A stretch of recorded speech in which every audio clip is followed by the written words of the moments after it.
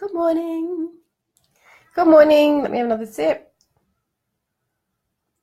I had another bit of a sleep in today. Michelle House here from Rich Living. Welcome to High Vibes at 5:55. Just a couple of minutes this morning to share with you some information, some knowledge, some wisdom, some of my wisdom. I'll share some wisdom with you today about life and about staying or getting back to a high vibration state. Looks like we've got a bit of a pause on the activity. Here we go. Awesome. Okay, now I can see you all coming in. Wow, that was a big delay this morning, about a minute delay. No worries. All good. Good morning. Good morning, Kim. Good morning, Lisa. Good morning, Robin Ann. Good morning. Nice to see you. Seen you twice. Hi, Emma. So crapola. Forgot about last night's guy. Oh, in money school? Are you talking about money school? It's really interesting. There's a lot of activity happening in the Rich Living community at the moment. We've got some amazing things happening in money school. I've got some special guests coming in. Last night. We've got some amazing guests coming into money school, just talking about topics that aren't usually talked about in relation to money. And we've also, in the Rich Living Academy, of course, today kicked off the Alchemy of Intention. If you haven't, if you aren't part of the Academy and you'd like to be part of the Academy, Robin, have you got a link? I think you do. If Robin's got the link there, she'll share. You can join, and you can join in and do the Alchemy of Intention program with me. That program sits inside the Academy, and once a month, I kind of bring some energy to it, and we do it together. Bloody autocorrect. Last night, the solar eclipse, I don't know, you talking about the solar eclipse on Money School, Emma? So the solar eclipse happened about 2 hours ago here, or about an hour and a half ago here. And, you know, I've been talking about this for weeks, about the energy that's going out in the universe and how that affects us here on the ground. And I know for me, I've been feeling really not anxious. It's more a feeling of anticipation or excitement or something like that. And, you know, I've got the ideas and I've taken action and put structures and strategies in place. And I feel like I'm sitting on the sidelines waiting to get started. Yes, Money School. It's all right, Money School. She's, yes, Helen did come. It was a fabulous conversation, Emma, and I'll send all the Money School students will get the recording of that today.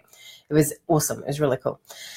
Anyway, yes, so there's lots of things happening energetically, but what today is what they call a master day, a 22 master day. When you add up all the numbers, 2 plus 2 plus 8 plus 2 plus 1 plus 7 equals 22. And on a 22 master day, it's a powerful day, numerology-wise, for manifesting. So we've got all of these things happening energetically. I'm involved in lots of conversations around, you know, now's the time, manifesting, all that kind of thing. But, you know, I'm really feeling like I just need to ground, and I just need to bring myself back to earth for a minute and just ground myself and stand strong in my body, I guess, almost to the place where I'm just going to slow down today. I know it's a powerful day for manifesting, and all of the energy that I've brought in the last couple of weeks with the eclipses and the new moons and the full moons and all that stuff and the master day, I'm just going to stay focused with my stuff, and I'm not going to get distracted by what other people are doing. I'm just going to stay focused on my stuff and just really take a nice steady pace today. So for you guys that are listening to me for the first time, what on earth does all that mean? What that means is sometimes in life we get so caught up in what everybody else is doing that we forget to tune into ourselves and go, okay, what's required for me here? You know, if everybody's out buying boats and camping gear and water ski gear and you feel like you want to be a part of that, but you're not sure how that's going to work, tune into it and go, is this actually something that I want? Or is this something that we've been talking about tribes in Money School and the Rich Living Academy. Is this something that the tribe I'm in is enrolled in and wants to be a part of? Do I really want to be? And actually take that moment and go, yeah, I do. Okay, great. So what's the next logical step required for me to be a part of that? Or it actually doesn't suit me. You guys all go camping. I'm not that kind of person. It doesn't align with me. So use today to really connect to, what do you want? What beliefs have you got going on in your life that you can shift? And I think I talked about this a little bit yesterday. For me, one of the big things, well, there's been so many big things, but I'm not a rule breaker. I'm not that kind of person. If you look at my psych assessments from 20 years ago, I was very conforming and very systemized and very structured and very organized and very don't break the rules kind of person. And then I started to question not only my life, but things around me. So I questioned the childcare of my children. I had babies, we had businesses, we needed help and support, so I quickly popped them into childcare because that was what everybody else was doing. That's what you do. You have a baby, you go back to work, you put your kid in childcare. And then I wasn't happy. There was something about me that wasn't satisfied and fulfilled with that. And, I would drop my babies off at daycare and have this magic string between them going, no, I don't want to do this. I don't want to do this. And my tribe would say things like, it's okay, they'll get over it. This is normal. You need to do this. You've got to go back to work and you've got to make the money. So my tribe was giving me all of this information and I was going, oh, okay, so, right, okay, that's what I do. That's what I do.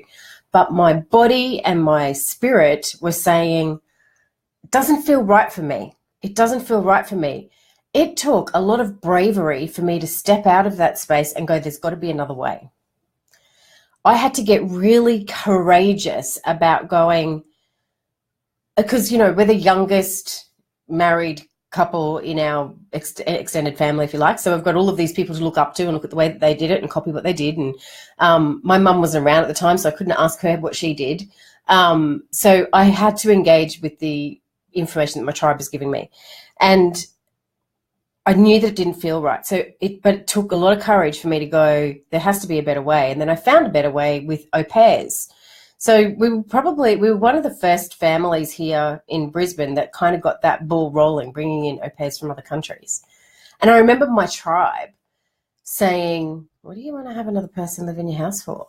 And then the belief about the au pairs started to filter through. I mean, everybody's got a filter around, you don't want to get an au pair that's too good looking, filter. And I was just going, what is this rubbish?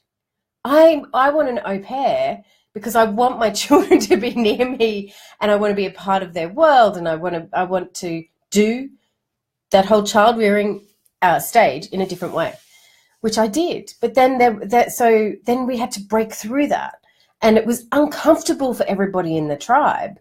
But guess what? I was really comfortable. I was happy with my choice. I had what I wanted. My desired emotions and feelings of being connected and bonded with my children was enhanced, and I have no regret. My kids were in childcare for a little while, but not every day of their lives from 6 till 7, or whatever the hours for childcare are. So it took courage for me to step out of that and do what I wanted to do for myself. It then took courage to say to family, if there were family dinners or birthday dinners or Christmas, well, we're bringing our au pair. What do you mean you can't bring your au pair? They're the servant or the worker. They're not part of the family. And I'm going, well, yeah, they are. That's the way I'm doing it. They're part of the family, so they're coming or I'm not coming. And that took a lot of courage. But you know what? My life is so fulfilled with all of these beautiful women all over the globe who have taken care of my children, who I'm now beautiful friends with, and they're beautiful friends with my children. So I've enhanced my experience here on the planet because I questioned my tribe and I went, that doesn't work for me. I'm going to see a different way. Question your tribe. Question why you're doing what you're doing. Why am I doing education in the mainstream schooling system? Something's not right for me. Something's not aligning with me. Let me look at that. Let me look at that with a curious mind. Is there another way? My tribe is telling me that I need to save up money and buy a house. Am I aligned with that? Is that something that's going to fulfill me? Or am I more of a person who wants to go to the Himalayas and climb mountains? Where are you going to be happy? Are you going to be happy in the Himalayas or are you going to be happy in the house? No time, people. Come on. Come on. You know what to do. Be doing what oh shit, I lost my tea. Be doing what fulfills you and brings richness to your world. Don't do what everybody else is doing. So today, particularly today, stay focused on you and what you're wanting to manifest into your life. If you've been creating and manifesting and setting intentions and doing all that for all this lunar cycle business that's been going on, look at those intentions. Are they yours? Maybe you need to make new ones. But today, look at you. Don't look at everybody else. Look at you. Awesome. Here we go. Hey, Amanda. Hey, Janet. Oh, Janet, I'm going to have to give you a pink slip. Rebecca. Oh, Susan. You were the first. You were the first person on my mind when I woke up this morning. Because I was going, how many weeks till I see Susan? Is it next weekend or the weekend after? It's today I get to see Susan. Well, a little bit of Susan. All right. So today, focusing on you and what's fulfilling for you, not fulfilling because your tribe has told you that that's what you have to do. You don't have to work 9 to 5. You don't have to work. I don't work 9 to 5. And I've got a very rich life. I know lots of people that don't work 9 to 5 and they've got a very rich life. I know lots of people. Yeah. Oh my God. I've got. You know what? I'm doing a video challenge at the moment. I think I'm going to bring some of those challenges in here to the high vibes, because there's one in there about you've got to say 10 things that people don't know about you. There's a lot of things that you guys don't know about me. I might add some of those tribal breaking, rule breaking. And I'm not rule breaking from the place of rebellion. I'm non-conforming to something that doesn't fit with me. And if I don't feel freaking fantastic and fabulous and uplifted and inspired and joyful and happy, I'm not doing it. I'm not doing it just because that's the path that you're supposed to follow, and step 1 is this and step 2 is that and step 3 is that. I'm not doing it. All right. Okay. Bye. Have a beautiful day, and I will see you tomorrow. Remember, it's a master day. We've got the energy of the solar eclipse, but still bring yourself back to earth. There's lots of stuff happening out here. Really ground yourself today and think about, think about what's happening in your world. Oh, look at my love. Look at my love. Thank you. Thank you, guys. I'll see you tomorrow.